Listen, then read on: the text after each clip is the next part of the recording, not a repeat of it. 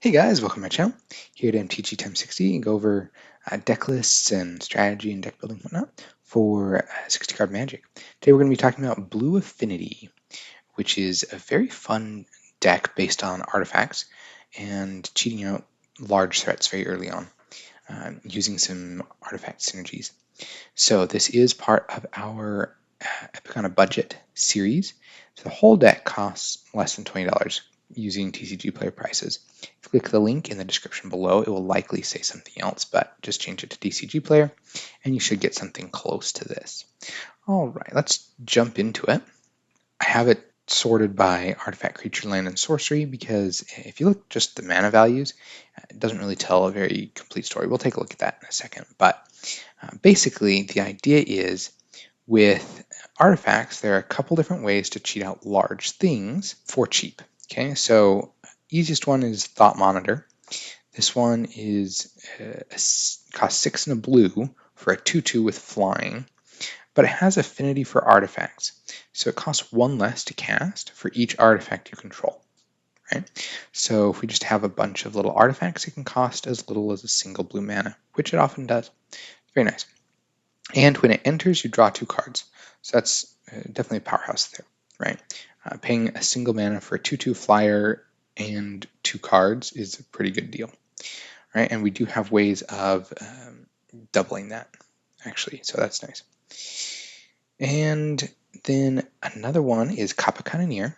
This is definitely the easiest road to victory. It costs 5 and a blue for a 4/4 with Ward 4. So that means that if an opponent targets it with a spell or ability, then that spell or ability gets countered unless they pay 4 mana. Okay, which means that if you get this out early, your opponent will likely just not be able to spot remove it. Okay, if you can get it out on turn 3, unless they have mana ramp or something like that, you're likely to be able to get like 2 swings in with it if you're going first, or at least 1 swing in with it if you're going second, before they can even pay the ward cost along with a 1 mana removal spell. Okay, and this turtle has improvise, so your artifacts can help cast this spell. All right, so this is a little different than affinity. So each artifact you tap after you're done activating mana abilities pays for 1 mana. Okay, so for 1 generic mana. That means that basically you have to pay a blue mana, but then the other 5 can be just mana from lands or tapping random other artifacts.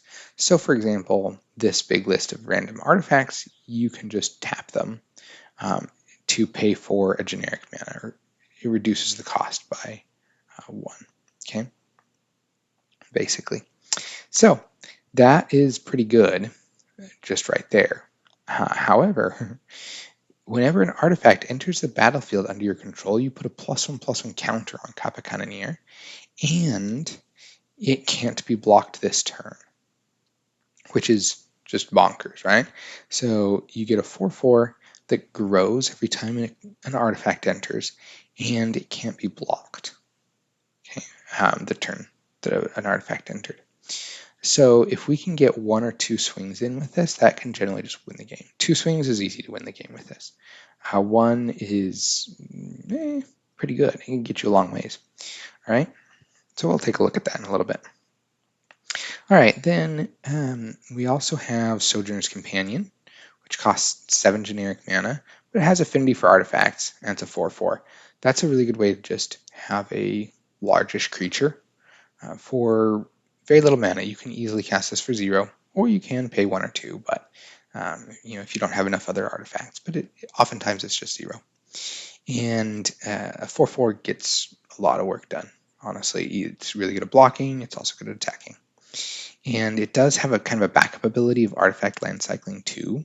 So you can pay 2 mana and discard it to search your library for an artifact land, which we'll get to in a second. We have a couple different options. Okay, that is what I call a backup ability. We don't plan on using that. However, every once in a while it does come up, and it's pretty nice. Okay, so Ornithopter, this costs 0 mana, and it's a 0/2 with flying. So on its own, it doesn't do a whole lot. However, it is a zero cost artifact, so that helps us get our artifact count up pretty quickly, which is important for getting Capicania out, or Thought Monitor, or Sojourner's Companion, or Frogmite. Okay, so it also, if you can increase its power, can be pretty useful for attacking. However, it's also good at just jump blocking. So, pretty good creature right there, even though its stats are not that impressive on its own. Frogmite costs 4 mana, and it has affinity for artifacts, and it's a 2/2. So this is really nice for kind of bridging the gap between our little 0 and 1 mana artifacts and our bigger ones like Sojourner's Companion and Thought Monitor, because sometimes you have 3 or 4 artifacts, and Sojourner's Companion would then cost 3 or 4 mana. That's a lot, but Frogmite would just cost 0 or 1 mana, okay, depending on if you have 3 or 4 mana artifacts. So then it helps you get closer to Sojourner's Companion and Thought Monitor.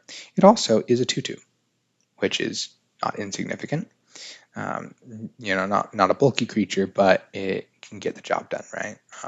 If you can get it out very quickly, which you often can, it can block small, early creatures, or sometimes it can even attack in, right? And definitely if you have many of them, many creatures, then every two counts, right? This main job, though, is just increasing artifact count. And, the gumming up the board thing is nice. All right, so those are our creatures.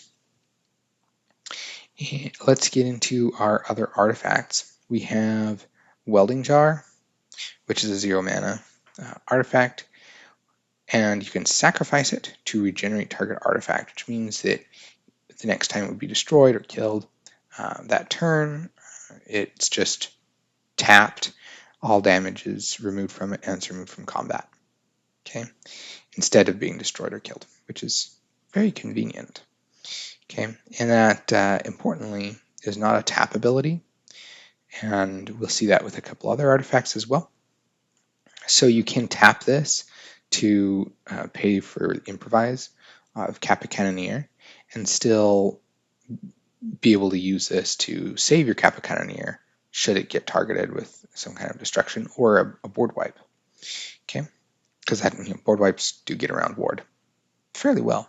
However, if you can just regenerate it, then that's a great way to save it. Okay, we also have Trickster's Talisman. This is a very interesting card. It costs a single blue mana, and it's an artifact equipment with equip 2. So you pay a single blue mana to get it on the board, and then you can equip it for 2 mana.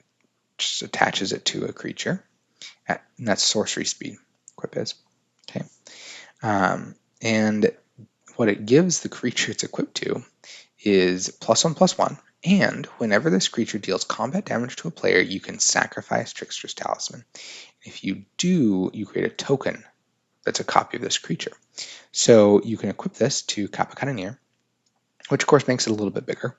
But as soon as it hits the opponent, which it can easily be unblockable, right? So that's not that hard.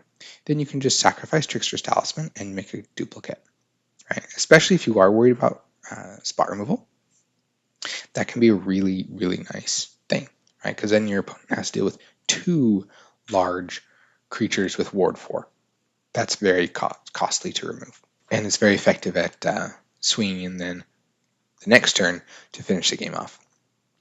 Okay. The other nice thing is you can attach this to a Thought Monitor and then make a copy of Thought Monitor, get another 2/2 flyer, also get 2 cards. You can, of course, also just equip it to anything else to increase its power and toughness, and occasionally, maybe you want to duplicate a Sojourner's Companion if all you need is another 4/4, right? So definitely not bad. Because if you can swing in with a Sojourner's Companion and get damage through that way, that's pretty good. And then the copy will come in untapped and be able to block. right? So there's a number of ways you can use Trickster's Talisman. And of course, it's also just a single mana artifact that we can get on the board and use it for Affinity and Improvise. Moonsnare Prototype. Next one, it has the same cost, so single blue mana for an artifact. And it has an interesting ability. You can tap it and tap an untapped artifact or creature you control to add colorless mana. So it's a little bit of mana ramp. However, it is colorless mana, which a lot of our costs do involve blue, but often just a single blue. So that colorless mana often comes in handy. Say we don't have quite enough artifacts to bring the cost of one of these big affinity things down to a single blue or nothing. Yeah, you can pay the extra with Moonsnare Prototype. You can pay for a number of these other artifacts with the colorless mana. You can also pay equip costs with the colorless mana. So and Forging the Inker, which we'll get to in a second. So there really are a number of uses for that colorless mana. Okay, and the nice thing is it is just an untapped artifact or creature, so we can tap a Welding Jar and a Moonsnare Prototype to get a mana, which is very nice. A lot of tournament decks you'll see use Springleaf Drum instead of Moonsnare Prototype, which has a somewhat similar effect. However, Springleaf Drum costs colorless and taps for mana of any color. However, you have to tap a creature, an untapped creature, not artifact or creature, like this is. So they rely more on getting creatures out very early. This is nice because it's a little bit more flexible and lets us tap Welding Jars or Ether Spell Bombs or whatnot, or Trickster's Talismans for mana. So that's very useful. Okay, and since we're mono blue, we don't really care quite as much about the mana fixing. Okay, then it does also have a backup ability, costs 4 and a blue, and you can discard it to activate this channel ability. The owner of target non-land permanent puts it on the top or bottom of their library. Okay, that is a decent removal option. We don't have actually a lot of removal options in this deck, so that can take care of any non-land permanent, and they get to put it on the top or bottom of their library, which means you'll see it again maybe soon, but they don't get to draw anything else before they do if they put it on top. So it's nice. It's a nice little bit of disruption. Late game, if you happen to have a lot of mana, you don't need it for the mana, and you don't need it to come in as an artifact. You can just disrupt your opponent a little bit. So like I said, that's a nice little backup ability. It doesn't come up all the time, but it's pretty nice to have as an option. All right, so Cranial Plating. This one costs 2 mana, and so in that way it can be the most expensive artifact we have in this deck. However, it's an equipment that costs a single mana to equip, and it gives equipped creature +1/+0 for each artifact you control, which tends to be a lot. So this can definitely win you games pretty easily, right? Just toss it on a Thought Monitor or an Ornithopter or a Kappa Cannoneer if you want evasion, but Frogmites and Sojourner's Companions wear Cranial Platings rather well as well. Especially you can use them as blockers. Like a little Frogmite doesn't block a whole lot on its own super well, right? However, if it's wearing Cranial Plating, then it can take out most creatures that it can block, right? So that's nice. We don't really have a way to generate black mana, so we aren't really using this ability that basically lets you equip at instant speed. Okay, but that's fine. And the equip one works very well. Okay, Ether Spellbomb.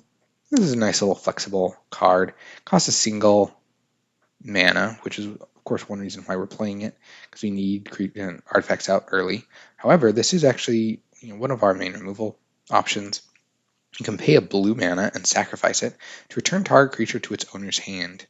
So you can just bounce your opponent's creature, whether that's going to be a blocker, you need to be able to swing in, or it's about to attack and that would be bad, or if it has some cool ability, whatever it is, just return it to their hand. Okay.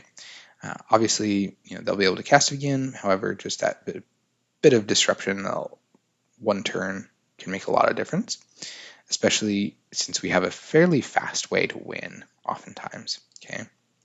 So that's nice. You can also just bounce your own creature. So if your opponent targets something with a spot removal spell or board wipe, it's cast, then you can just return a creature to your hand and reuse it, which can work with Thought Monitor to draw a card, or if Kappa Cannoneer is about to be destroyed, there we go. Then it might be worth bouncing it to your hand so you can play it later. It does also have this other ability of paying 1 and sacrificing it to draw a card. So you can just essentially cycle it. You can just play it, pay 1, sack it, draw a card. You can also just pay 1 to play it early game. And then once you don't really need it anymore, and you're running out of cards, you can just pay 1, sack it, draw a card. That's super, super nice. Okay, so very flexible option. It's really hardly ever bad to have an Aether Spellbomb. And honestly, this card has won me several games. So next up, we have our lands. Darksteel Citadel is an interesting card. It's an artifact land, right? And we need lots of artifacts. This doesn't really help with our improvise since it's a land. We can tap it for mana anyway. However, it helps a ton with getting our affinity up for Frogmites, Soldier's Companions, and Thought Monitors. Okay, so that's huge because then it almost counts double, right? Or more, honestly, if we're going to cast multiple Soldier's Companions in a single turn, which totally a thing. Okay, it does tap for colorless. Oh well. We have plenty of colorless costs, and it is indestructible, which is nice, since occasionally people run stuff like destroy target artifact or destroy all artifacts, which is a little sad, but at least we get to keep this land, right? 10 basic islands. Not a lot to say there. Seat of the Synod, or Synod, or however you're supposed to pronounce that. Okay, this is an artifact land as well, and it taps to add blue. So it's just wonderful in this deck. And then we have Forging the Inker, the last card here. This card is straight up awesome in this deck. You pay 2 and a blue, so it's the most expensive spell in the deck in terms of how much actual mana you have to put into it, because there's no way to reduce that cost. However, you get to look at the top 5 cards of your library, and then you can reveal any number of artifact cards among them and put them into your hand. And then the rest go on the bottom of your library in a random order. That is so nice, because in this deck, we only have 14 non-artifact cards, right? So Forging the Inker and the 10 Islands. Those are the only cards that aren't artifacts. And so you often get to put 4-ish cards in your hand. Not always. Definitely, I expect 3-ish, right? However, I've definitely put 5 cards into my hand with this card plenty of times. Sometimes it's as little as 2 if you kind of get unlucky.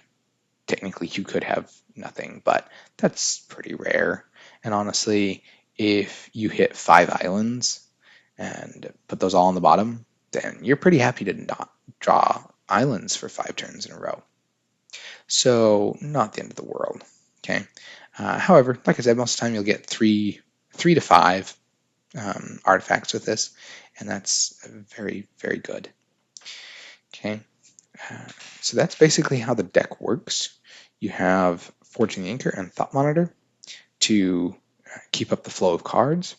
You also have either Spellbomb and Trickster's Talisman for extra card advantage by either just duplicating stuff or drawing your cards, potentially.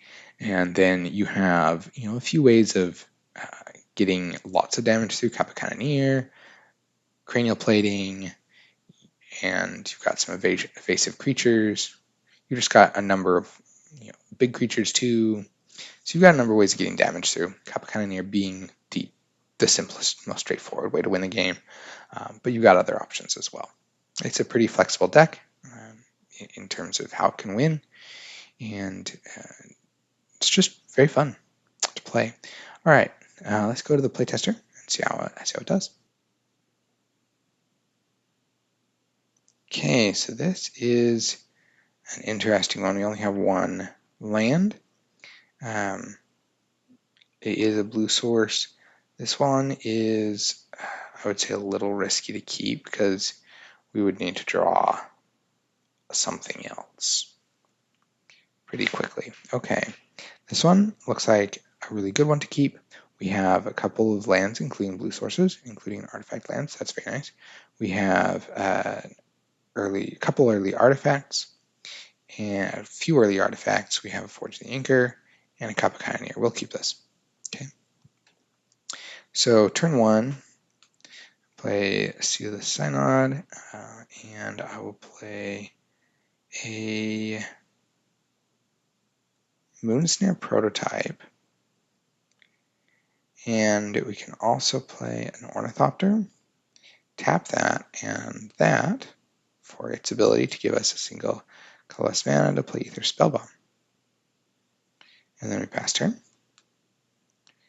Okay, so now we have, this is turn 2, we have 5 permanents, which means we can't cast Capiconeer yet.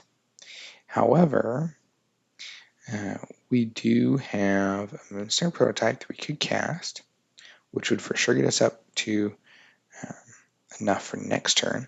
We also have the option to play a Forge the Anchor, which is a little bit, higher variance, right? However, I'm going to go for it.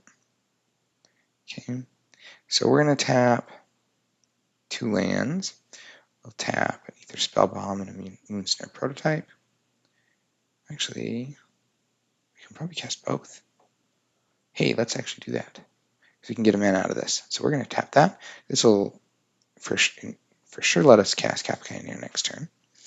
So play Moonsnare Prototype, and then we'll tap this and this for a colorless, tap this and this for colorless, and tap this for a Forge the Anchor. There we go, that's better. Some of those plays they just require a little bit of thinking. Let's look at the top 5. Oh, cool. So Forge the Anchor goes on the bottom, and the rest go into our hand. Okay. So we got 3. That's pretty good. Not too radical there. All right, so now next turn, this is third turn, then we will play an island. And now we actually have enough for Capiconeer. Okay. We will then tap that, and that, and that, and that, and that, and that. And we aren't tapping these for their own mana abilities, we're just tapping this for improvise. So we're going to play Capiconeer. Okay, and then we will also tap that for a talisman, a Trickster's Talisman, which will trigger this ability to give this a +1/+1 counter. This is whenever an artifact enters the battlefield, right? And it's unblockable this turn. We won't be attacking with it since it doesn't have haste. We don't have a way to give it haste. So then we will just pass the turn. But we do have a couple of really good artifacts in our hand for next turn, which will make this unblockable next turn. Okay, so here we go. We have, oh, this is awesome. We can play Moonsnare Prototype, which will put a +1/+1 counter on this then, and now it's unblockable this turn. We can then also play a Cranial Plating, which will put another +1/+1 counter on this. And then we can, now we have actually plenty, 8, 9 artifacts. We can play Soldier's Companion for free, put another +1/+1 counter on this, and then we can tap a Cranial Plating and Moonsnare's Prototype to equip Cranial Plating to Capiconeer. And we can tap a Trickster's Talisman and Moonsnare Prototype for colorless, tapping either Spellbomb and Moonsnare Prototype for another colorless, and equip another Trickster's Talisman. Just attach a Trickster's Talisman to Capiconeer.